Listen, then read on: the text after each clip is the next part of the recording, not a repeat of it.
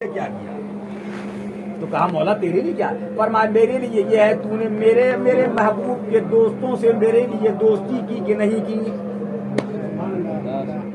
میرے محبوب کے دشمنوں سے میرے لیے دشمنی کی کہ نہیں کی۔ اسی کو اعلیٰ فرماتے ہیں، یہی تو حدیث بیان کی اعلیٰ سرکار فرماتے ہیں من احب للہ وابغض للہ واعطى للہ ومنع للہ فقد استكمل الایمان۔ سبحان اللہ۔ محبت کرو تو اللہ اس کے رسول کے لیے، دشمنی کرو تو اللہ اس کے رسول کے لیے، کسی کو دینے سے منع کرو تو اللہ اس کے رسول کے لیے، کسی کو کچھ دو تو اللہ اس کے رسول کے لیے جل جلالہ صلی اللہ علیہ وسلم۔ فرمایا اس کا ایمان مکمل ہو گیا، اس کا ایمان۔ شیر ہندوستان تقریر کی تقریر کے اندر حضرت شیر ہندوستان تقریر مجھے یاد ہے بمبئی کے اندر ایک جملہ فرمایا، وہ جملہ اتنا چلائے لوگ کہ لوگ ارے ایسی تقریر۔ حضرت نے فرمایا تقریر کے اندر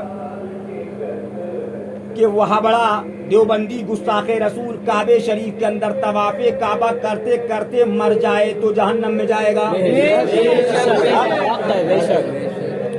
اور عاشق رسول رنڈی کے کوٹھے پہ مر جائے تو جنت میں جائے گا۔ بہت چلائے، ارے صاحب ایسے کیسے کہہ دیا، ایسا کہہ دیا، ایسا کہہ دیا۔ میں نے کہا یہ تم یہ کہہ رہے ہو، شیر ہندوستان نے وہی کہا جو حضور فرما رہے ہیں۔ کہا کیوں؟ حکم فقہا ہے، حکم صوفیہ ہے کہ گستاخ رسول کہیں مرے جہنم میں جائے گا، مسجد میں مرے، کعبے میں مرے، مدینہ شریف میں مرے، مکہ شریف میں مرے، جہنم میں جائے گا، کوئی اختلاف نہیں۔ اب حدیث پاک ہے، حضرت ابو ذر فرماتے ہیں میں حضور کی بارگاہ میں حاضر ہوا، وعلیہ ثوب ابیض، اور حضور پر سفید چادر مبارک تھی، آرام فرما رہے تھے، وہو نائم، اور آرام فرما رہے تھے۔ ثم اتیتو، تو میں حضور کی بارگاہ میں حاضر ہوا، وقد استيقظ، تو حضور بیدار ہوئے اور حضور نے وضو فرمایا، اور جب حضور وضو فرما کے فارغ ہوئے تو حضور فرماتے ہیں حضرت ابو ذر رضی اللہ عنہ کی طرف چہرہ مبارکہ کیا، اور اس کے بعد حضور ارشاد فرماتے ہیں من قال لا الہ الا اللہ ثم مات علی ذلک فدخل الجنہ، جس نے مجھے مان لیا میری غلامی میں آ گیا، اعلیٰ حضرت فرماتے ہیں اور اسی پہ مر گیا جنت میں جائے گا۔ سبحان اللہ۔ ایک منٹ جائے، جنت میں جائے گا۔ حضرت ابو ذر فرماتے ہیں کہ میں بڑا چونک گیا کہ حضور کیا ارشاد فرما رہے ہیں۔ میں نے سوال کیا، ابے رک جائے یار۔ حضور فرماتے ہیں، حضور سے حضرت ابو ذر فرماتے ہیں تو میں نے کہا وَإِن زَنَا وَإِن سَرَقَ، حضور اگر زنا کیا اور چوری کری تب بھی جنت میں جائے گا۔ حدیث پاک ہے، یہ مشکات شریف میں مل جائے گی، بخاری شریف میں آپ کو حدیث پاک۔ فرمایا تو میں نے کہا وَإِن زَنَا وَإِن سَرَقَ، اگر زنا کیا چوری کری، حضور فرماتے ہیں نعم وَإِن زَنَا وَإِن سَرَقَ، اگرچہ زنا کیا چوری کری مجھے مان لیا جنت میں جائے گا۔ تو حضرت ابو ذر فرماتے ہیں صحابی رسول مجھے بڑا جھٹکا لگا، دوبارہ پھر میں نے بڑی ہمت کری، اور ہمت کرنے کے بعد پھر میں نے سوال کیا قلت یا رسول اللہ وَإِن زَنَا وَإِن سَرَقَ، اگرچہ زنا کر لے چوری کر لے لیکن آپ کو مان لے جنت میں جائے گا۔ حضور نے فرمایا نعم وَإِن زَنَا وَإِن سَرَقَ، اگر اس نے مجھے مان لیا جنت میں جائے گا، اگرچہ زنا کرا چوری کری۔ دو بار ہو گیا۔ تیسری بار فرماتے ہیں میں نے پھر حضور سے سوال کیا یا رسول اللہ تو میں نے کہا وَإِن زَنَا وَإِن سَرَقَ، اگرچہ زنا کرے چوری کرے آپ کو مانے جنت میں جائے گا۔ حضور جلال میں آ گئے، قال نعم علی رغم انف ابی ذر، یہ حدیث کے جملے ہیں۔ حضور فرماتے ہیں ہاں مفہوم حدیث بتا رہا ہوں، اگرچہ تمہاری ناک زمین پہ رگڑ دو لیکن جو مجھے مان لے میں یہی کہوں گا وہ جنت میں جائے گا۔ سبحان اللہ۔ تو ہم نے کہا ہم پہ سوال کرنے کے بجائے پہلے اس حدیث سے یہ پوچھو کہ یہ حدیث کی بیان کر دی گئی معاذ اللہ ثم معاذ اللہ کہ زنا کرے چوری کرے حضور کو مان لے جنت میں جائے گا۔ یہی تو اصل ہے۔ اعلیٰ حضرت فرماتے ہیں کہ مولا علی نے واری تیری نیند پہ نماز، اور اور وہ بھی نماز ہماری نہیں کہ نماز پڑھ رہے ہیں دکانوں میں. آج کے پیر ملانوں کی نمازیں اگر فتاوی رضویہ نکال کے رکھ لیا جائے تو ان کی صحیح، میں صحیح بتا رہا ہوں، 70% لوگوں کا وضو صحیح نہیں ہو رہا، 70% لوگوں کا غسل صحیح نہیں ہو رہا، 70% لوگوں کی نماز کے طریقہ جو وہ پورے نہیں ہو رہے ہیں. جو اعلیٰ حضرت نے اپنی کتاب میں وضو کے طریقہ عوام چھوڑ دیے، صرف خواص کی بات بتا رہا ہوں میں آپ کو. یہ ہماری نمازیں نہیں ہیں، یہ نماز ہے سرکار مولا علی فاتح خیبر کی نماز. وہ نمازی، اور وہ نماز بھی کیسے تھے سبحان اللہ جمی بھائی. نماز بھی دیکھیے نمازی بھی کیسے.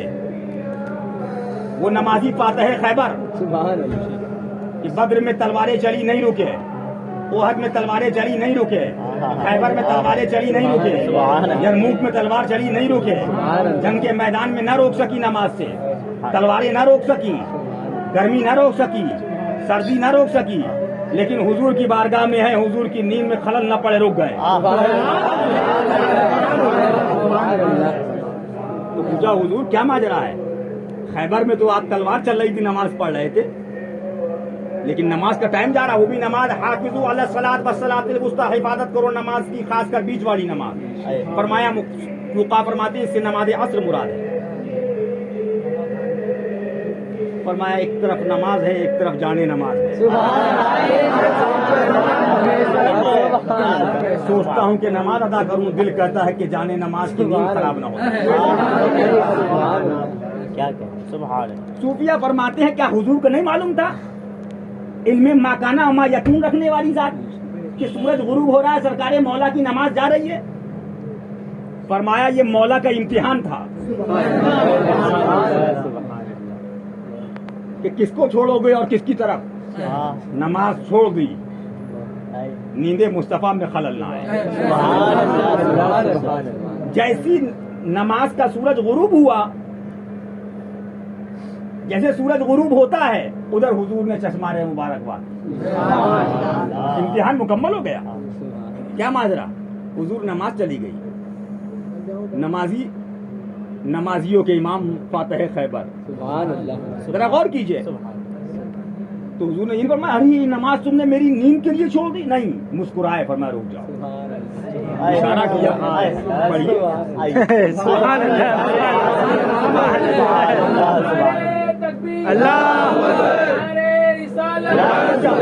اب نماز ادا کی جا رہی ہے. فرمایا دنیا پڑھے گی اس صورت پہ جس کو رب نے نکالا، علی نے اس صورت پہ نماز پڑھی جس کو مصطفیٰ نکالا. مشاہد ملت فرماتے تھے کسی کی نماز مولا علی نے خیبر کے میدان میں بھی نمازیں پڑھی، تلواروں میں بھی نمازیں پڑھی، جنگ میں بھی نمازیں پڑھی، تیروں میں بھی نمازیں پڑھی. فاتح خیبر مولا علی مشکل کشا رضی اللہ تعالیٰ ان کی نالے پاک کا صدقہ عطا فرمائے. لیکن کسی نماز کا تذکرہ نہیں ہوتا ہے، لیکن ایک نماز کو جو حضور کی نیند پہ چھوڑ دیا ہے اس کا تذکرہ پوری دنیا میں ہو رہا ہے. ذرا غور تو کیجیے.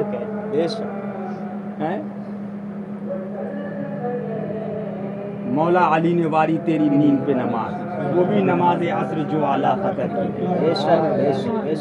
نماز پڑھ رہے ہیں، شیر آ جائے، سانپ آ جائے، فقہا فرماتے ہیں نماز توڑ دیجئے، آپ جان بچائیے. جان کا بچانا ضروری ہے، جان رہے گی تو نماز پڑھیں گے.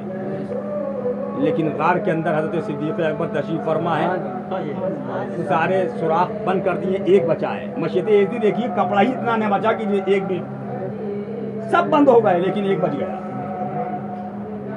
ایک روایت میں 70 سوراخ تھے، ایک روایت میں 72 تھے، الگ الگ مختلف روایتیں.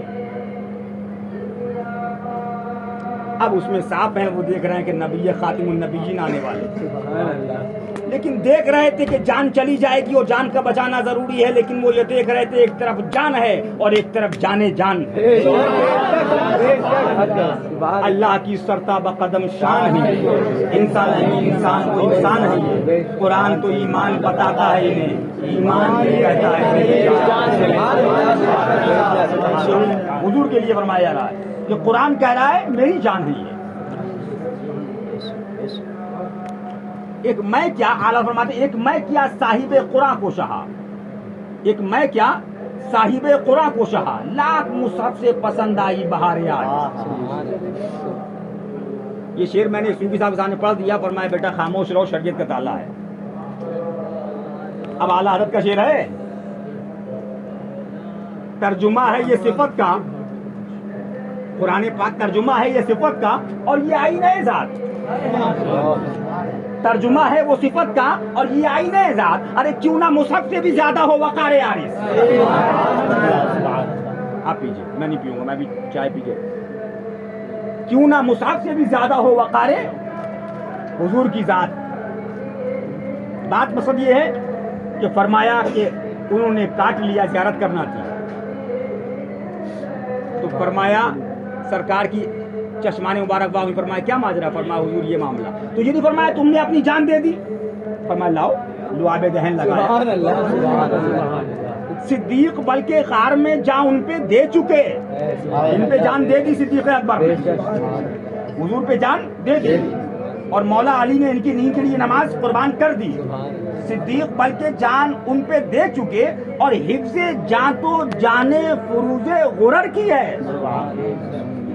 اللہ فرماتے ہیں، پھر آگے فرمایا ہاں تو نے ان کو جان، لعاب دہن لگایا ان کو جان اور انہیں پھیر دی نماز، سورج نکال کے اور ان کو لعاب دہن، ہاں تو نے ان کو جان انہیں پھیر دی نماز، پر وہ تو کر چکے جو کرنی بشر کی ہے۔ اب میں نے کہا آؤ ذرا ہمت ہے تو فتویٰ لگاؤ اعلیٰ حضرت پر، ہم سے لڑتے ہو کم بختو، نماز نماز نماز۔ ابھی دیکھو آپ آتے ہیں، ثابت ہوا کہ جملہ فرائض فروض ہے، نماز روزہ زکوٰۃ حج یہ سب فرا ہے، اصل اصول بندگی۔ بے شک کیا کہے، تو نماز سے پہلے سرکار کی غلامی ہے۔ بے شک بے شک، وہابی سے مل رہے ہو اور نماز پڑھ رہے ہو، وہابی سے دوستی نماز پڑھ رہے ہو، وہابی کو دعوت نماز پڑھ رہے ہو، تو فرمایا صوفیہ فرماتے ہیں کیا نماز پڑھ کے تم نے کسی کو کچھ دے دیا؟ پڑھو گے اپنے لیے پڑھو گے، نماز تو یہ ہے فرمایا پڑھو، ایسا پڑھو کہ پڑھنے کے بعد یہ سوچو کہ دنیا میں ایمان والوں میں اگر کوئی گناہ گار ہے تو میں ہی گناہ گار ہوں۔ پھر اعلیٰ حضرت بیان کیا، فرمایا ایک واقعہ لکھا، اتنے 100 سال انہوں نے زندگی پائی، ایک سمندر میں ایک پہاڑ ایک ٹیلا تھا، وہاں پر چشمہ جاری تھا، وہاں پر وہ رہے، نہ وہاں کوئی گناہ، کوئی لڑکی نہیں تھی، عورت نہیں تھی، باجا نہیں تھا، تو گناہ کیا ہوتا؟ صرف عبادت الہی کرتے رہے، صرف عبادت اللہ تعالیٰ کی قدرت، وہاں چشمہ جاری ہو گیا، وہاں پھل تھے وہ کھاتے اور عبادت الہی کرتے۔ جب ملک الموت آئے تو فرمایا مجھے اتنی مہلت دی جائے کہ میرا سر سجدے میں چلا جائے، رب کی بارگاہ میں عرض کیا، فرمایا ہاں تم آپ کے لیے میں اتنی مہلت لایا ہوں۔ سجدے میں گئے، روح نکال لی، فرمایا سجدے ہی کی حالت کے اندر ان کا انتقال۔ فرمایا کل اعلیٰ فرماتے میدان محشر ہوگا، نفسی نفسی کا عالم ہوگا، وہ بھی پہنچیں گے، اللہ کا حکم ہوگا، انصاف ہو رہا ہوگا، حضور تشریف فرما ہوں گے، انبیاء کاملین کے بعد لوگ جائیں گے تو وہ یہی کہیں گے تو جائے اذهبوا الی غیری، حضور کی بارگاہ میں جائیے، حضور فرمائیں گے انا لہا، میں تمہارے لیے ہوں، سبحان اللہ، سب ادھر ہی ہوں گے۔ فرمایا وہ بھی آئیں گے تو رب فرمائے گا جاؤ ان کو میرے محبوب کے کرم سے جنت میں بھیج دو، میرے محبوب کے، تو وہ کہیں گے مولا اتنے سال عبادت کری اور کروڑوں مطلب نیکیاں میری، سینکڑوں سال میں نے، کئی سو سال تک اللہ کی عبادت، کوئی گناہ نہیں میرے نامہ اعمال میں، مولا یہ فرما کہ ان کو ان کی نیکیوں کے صلے میں جنت ہے۔ اللہ کا حکم ہوگا، حساب ہوگا، دوبارہ بلاؤ، فرمایا میزان پہ لایا جائے گا، ترازو ہوگا، اللہ تعالیٰ فرمائے گا ان کے ساری نیکیاں ایک پلے میں رکھو، ساری نیکیاں ایک پلے میں رکھی جائیں گی، حکم ربی ہوگا ایک آنکھ نکالو جو میری نعمت ہے، ایک آنکھ نکالی جائے گی، فرمایا دوسرے پلے میں رکھو، دوسرے پلے میں رکھی جائے گی تو نیکیاں ہلکی پڑ جائیں گی، آنکھ کی نعمت بھاری پڑ جائے گی، حکم ربی ہوگا جاؤ اب ان کو میرے عدل سے جہنم میں لے جاؤ، میرے رونے لگیں گے، مولا اپنے محبوب کی عطا جنت میں بھیج دے، تو پھر رب فرمائے گا جاؤ میرے محبوب کی عطا جنت میں، سبحان تو یاد رکھ لیجئے جنت حضور کی ہے، بے شک، رسول اللہ کی ہے، بے شک، حسین پاک کی ہے، پیر مولوی مولانا ان کے نعرے فلاں کے نعرے وہابی دیوبندی اتاری لدینی دوستی ہو اور اس کے بعد وہی جنت میں جنت نہیں ملے گی. جنت رسول کی ہے، جو رسول والا ہوگا اس کو جنت ملے گی. بے شک، بے شک. عاشق رسول رہیے، غلام رسول رہیے، سچے غلام بنیے. چاہیے آپ لوگ کھانا کھا لیجیے، کھانا کھلوا دیجیے لوگ. تو ہمارا نظریہ یہ ہے انشاءاللہ. ابھی کب تک ہیں آپ محسن بھائی؟